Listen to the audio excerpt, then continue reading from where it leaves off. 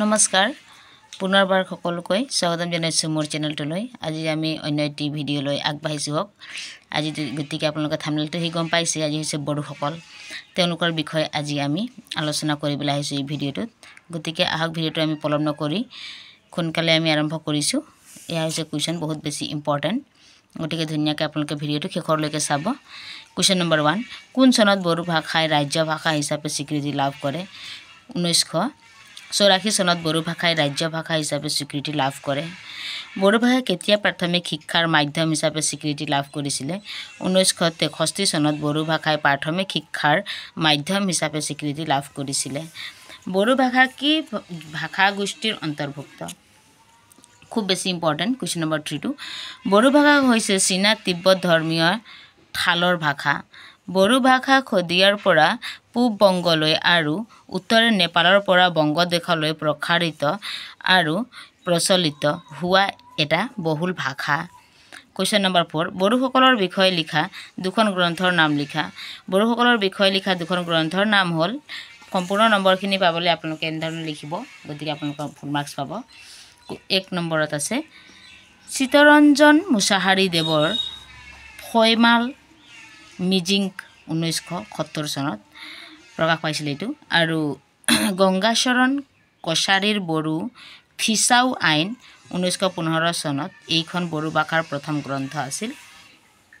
তাৰপিছত 5 নম্বৰ কোৱেশ্চনটো লৈ আগবাঢ়িছো বড়োসকলৰ পৰম্পৰাগত সাজপাৰ ব্যৱহাৰ কৰা কেইটিমান চানেকিৰ নাম উল্লেখ কৰা বড়োসকলৰ পৰম্পৰাগত সাজপাৰ ব্যৱহাৰ কৰা কেইটিমান চানেকিৰ নাম উল্লেখ কৰা হ'ল মেগন মুফুৰ আফা দাউথু আগান ফাৰেউ দাউৰাই মৌখ্ৰেব থাইগিৰ বিবাৰ হাজো আগৰ আদি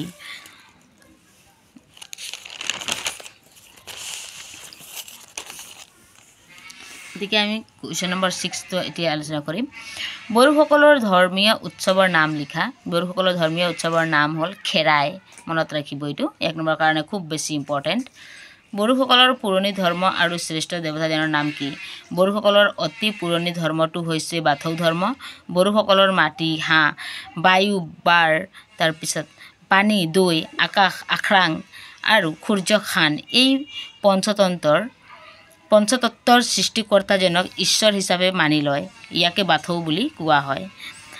এতে আছে বাথৌ বড়োসকলৰ প্ৰধান গীতসমূহ কেইটা ভাগত ভাগ কৰিব পাৰি বড়োসকলৰ প্ৰধান গীতসমূহ তিনিটা ভাগত ভাগ কৰিব পাৰি গতিকে আপোনালোকে চাব মই এনেধৰণে লিখিছো গতিকে আপোনালোকে এইটো লাষ্টত যেনেকৈ আছে তেনেধৰণে লিখিব এটা হৈছে লোকগীত মানে তেওঁলোকৰ ভাষাত আৰু খুগা মেথাই বুলি কোৱা হয় আধুনিক গীত বুলি ক'লে তেওঁলোকৰ গোদান মেথাই বুলি কয় আৰু প্ৰাৰ্থনা গীত বুলি ক'লে আৰজ মেথাই বুলি কোৱা হৈছিল এতিয়া 5 নম্বৰৰ কাৰণে 4 বা 5 নম্বৰ থাকে এই চমুটুকাত আপোনালোকে গম পায় গতিকে হৈছে চমুটুকা উস্তাদ কামিনী কুমাৰ নাৰ্জাৰী তেওঁৰ বিষয়ে চমুটুকাটো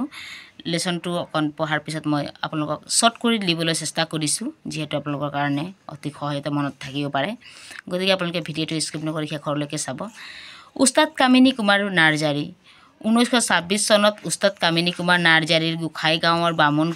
বামুনকুৰা গাঁৱত জন্ম হয় তেওঁৰ চেষ্টাতে বড়ো নৃত্যই ৰাষ্ট্ৰীয় পৰ্যায়লৈ যাবলৈ সক্ষম হয় আৰু 1955 চনত দিল্লীত অল ইণ্ডিয়া ৰেডিঅ'ৰ মুকলি প্ৰদৰ্শনী অনুষ্ঠানত তেওঁ বিবাহ গীত পৰিৱেশন কৰে 1957 চনত 26 জানুৱাৰীত তেওঁ দিল্লীত গণতন্ত্ৰ দিৱসত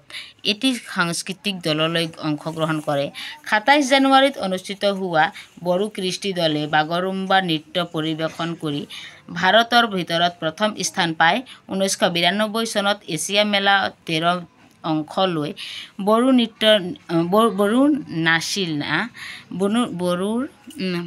নাচিনা নৃত্য প্ৰদৰ্শনেৰে দৰ্শকৰ ভূয়সী প্ৰশংসা লাভ কৰে 1982 চনত তেওঁ সংগীত নাটক একাডেমী বঁটা লাভ কৰে 1998 চনৰ 16 মেত তেওঁৰ মৃত্যু হয় এজন কোন আছিল উস্তাদ কামিনী কুমাৰ নাৰ্জাৰী তেওঁৰ আছিল এটো চমুটুকা গতিকে খ নম্বৰ উপেন্দ্ৰনাথ ব্ৰহ্ম এতিয়া তেওঁৰ হৈছে চমুটুকা উপেন্দ্ৰনাথ ব্ৰহ্ম 1956 চনৰ 13 মাৰ্চত কোকৰাঝাৰৰ বৰজাৰী গাঁৱত উপেন্দ্ৰনাথ ব্ৰহ্মৰ জন্ম হয়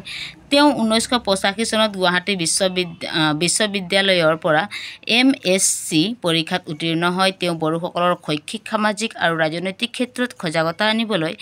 অহৰহ চেষ্টা কৰিছিল তেওঁৰ প্ৰচেষ্টাত 1993 চনৰ 20 ফেব্ৰুৱাৰীত বড়ো চুক্তি বড়ো একৰ্ড সংৰক্ষিত হয় তেওঁ দ্য বড়োলেণ্ড টাইমছ নামৰ বাতৰি কাকতখনৰ সম্পাদক আছিল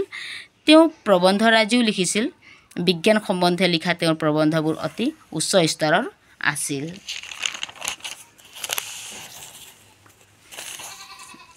তাৰ পিছতে আপোনালোকৰ হৈছে তাৰে অকণ আছে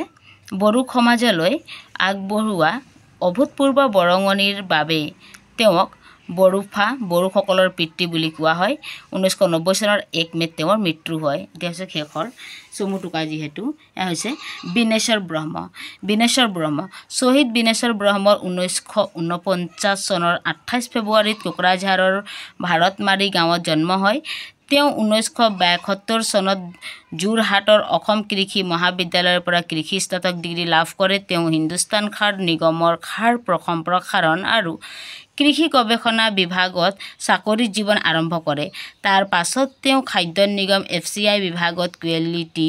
কণ্ট্ৰলৰ ডেপুটি মেনেজাৰ ৰূপে গুৱাহাটীত নিযুক্তি পায় তেওঁ একেধাৰে এগৰাকী বুদ্ধিমতা সুচিন্তক সমাজসেৱক সাহিত্যিক আছিল তেওঁ ইংৰাজী বঙালী নেপালীকে ধৰি 8টা ভাষা খলখলীয়াকৈ ক'ব পাৰিছিল আৰু তেওঁৰ ৰচিত গ্ৰন্থ আইনি মাদৈ কবিতা বৰদৈশী খলা কবিতা আংনি গামী তাৰপিছত ভাতাৰমাৰী তাৰপিছত আপোনাৰ প্ৰবন্ধ সংকলন তেওঁ 2টা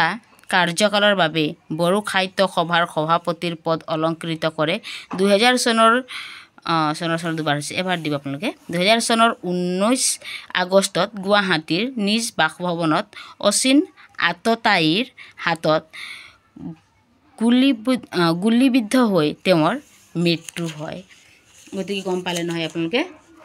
এয়া আছিলে চমুটোকা আৰু অকণ কেইটামান বেছি নহয় 4টা আছে মই ইয়াতে এড কৰি দিছোঁ এয়া হৈছে আপোনালোকৰ মটকসকলৰ বিষয়ে অকণ আপোনালোকে জানি লওক মটক শব্দৰ অৰ্থ লিখা মটক শব্দৰ অৰ্থ হ'ল উপযুক্ত জ্ঞানী শক্তিশালী পণ্ডিত লোক টাই ভাষাত মানে শক্তিশালী বুদ্ধিমান বা জ্ঞানী আৰু টক মানে উপযুক্ত জোখা তুলাচনী পৰীক্ষিত মটকসকল সাধাৰণতে কোন ধৰ্মৰ লোক আছিল মটকসকল সাধাৰণতে মায়ামৰা বৈষ্ণৱ ধৰ্মৰ লোক আছিলে আৰু মটকসকলৰ লগত মোৱামৰীয়া বিদ্ৰোহৰ সম্বন্ধ কি আছিলে লিখিবলৈ দিছে ইয়াতে বহুত বেছি ইম্পৰ্টেণ্ট প্ৰায় আহি থাকে মোৱামৰীয়া বিদ্ৰোহৰ প্ৰধান নেতা মটকসকলৰ ওপৰত ৰজাঘৰীয়া অত্যাচাৰ চলিছিল বিদ্ৰোহৰ নেতাসকলক বিচাৰি নাপায় সাধাৰণ নিৰাপৰাধী মানুহক বন্দী কৰি কাৰাগাৰত থৈছিল মটক ৰজা সৰ্বানন্দ মোৱামৰীয়া বিদ্ৰোহৰ নেতৃত্বত লৈছিল তেওঁৰ প্ৰচুৰ সাংগঠনিক দক্ষতা আছিল কাৰাগাৰৰ ভিতৰে বাহিৰে তেওঁলোক মটক লোকৰ মনোবল তেওঁ বঢ়াইছিল লাষ্ট ওৱান কুৱেশ্যন যিহেতু মটক ৰাজ্যৰ উন্নতিৰ বাবে সৰ্বানন্দ সিংহই কৰা জনকল্যাণমূলক কামবোৰ লিখা স্বৰ্গদেউ সৰ্বানন্দ সিংহই বিভিন্ন জনকল্যাণমূলক কাম হাতত লৈছিল আলি পদূলি নিৰ্মাণ কৰি যাতায়াত ব্যৱস্থাৰ উন্নতি কৰিছিল তাৰে কেইটামান আলি হ'ল ৰঙাগড় আলি হাতী আলি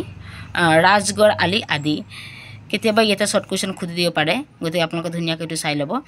তেওঁ প্ৰজাৰ সুবিধাৰ্থে ৰাজধানীৰ বাহিৰে ভিতৰে মুঠ 24টা পুখুৰী বেংমৰা পুখুৰী দেৱী পুখুৰী আদি খন্দাইছিল সৰ্বানন্দই খন্দোৱা তিনিকোণীয়া পুখুৰীৰ নাম অনুসাৰে পৰৱৰ্তী সময়ত বেংমৰা নগৰখনৰ নাম তিনিচুকীয়া হৈ পৰিল গতিকে এয়া আছিলে মটকসকলৰ এই 4টি বহুত বেছি ইম্পৰ্টেণ্ট প্ৰশ্ন আৰু যেহেতু আপোনালোকে দেখিছে ইয়াত চমুটোকা পাইছে এই ভিডিঅ'টোৰ জৰিয়তে চমুটোকা আছে আৰু মটকসকলৰ বিষয়ে আছে আৰু আমি বড়োসকলৰ বিষয়ে শিকিলোঁ গতিকে মই আশা কৰোঁ যদি ভিডিঅ'টো আপোনালোকৰ ভাল লাগিছে লাইক কৰিব শ্বেয়াৰ কৰিব নিজৰ বন্ধু বান্ধৱীৰ সৈতে আৰু এনেধৰণৰ ইম্পৰ্টেণ্ট ভিডিঅ'খিনি 10ম শ্ৰেণীৰ ছাত্ৰ ছাত্ৰীসকলৰ বাবে বেছি ইম্পৰ্টেণ্ট গতিকে তেওঁলোকে চেনেলটো মোৰ ছাবস্ক্ৰাইব কৰি ৰাখিব আৰু নিজৰ মতামত কমেণ্ট বক্সত জনাব গতিকে ভিডিঅ'টো যদি ভাল লাগিছে লাইক কৰিব আৰু আপোনালোকৰ হাতত গোটেইখিনি কাৰণ আপোনালোকে যদি ধুনীয়াকৈ পঢ়ে আপোনালোকৰ হাতত এইটো কাৰণে কৈছোঁ গোটেইখিনি যে যদি আপোনালোকে ধুনীয়াদৰে পঢ়ে ধুনীয়াকৈ ৰিজাল্ট লৈ আপোনালোকে পাছ কৰিব পাৰিব আৰু এয়া খুব বহুত বেছি ইম্পৰ্টেণ্ট গতিকে আপোনালোকে পঢ়িবা এবাৰ শুনিলেও আপোনালোকৰ নিশ্চয় ভিডিঅ'টো মনত থাকিলে আপোনালোকে লিখোঁ নম্বৰ যথেষ্ট লাভ কৰিব পাৰিব গতিকে সকলোৱে পঢ়া শুনা কৰক ধুনীয়াকৈ আৰু আকৌ লগ পাম আমি অন্য এটি ভিডিঅ'ত এনেধৰণৰ ইম্পৰ্টেণ্ট টপিক লৈ আৰু তেতিয়ালৈকে সকলোৱে পঢ়া শুনা কৰক। Thank U.